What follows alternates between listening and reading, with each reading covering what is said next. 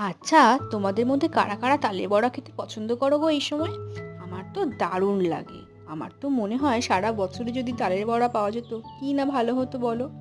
প্রত্যেক বছরই এই তালের বড়া, তালের ক্ষীর, পায়েস, লুচি, পরোটা খাবার লোভে চলে যায় মামার বাড়িতে।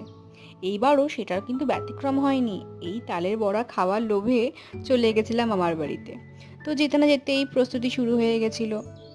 তালটাকে চেঁচি তার থেকে কাই বের করে জাল দিয়ে তার সাথে আটা, ময়দা, নারকেল কুড়ো, চালের গুঁড়ো, নুন, চিনি, গুড় সব কিছু মিশিয়ে শেষে দিল তালের কাইটা। বেশ করে তালের কাই দিয়ে মিশিয়ে মেখে টেকে রেডি হয়ে গেল ব্যাটারটা।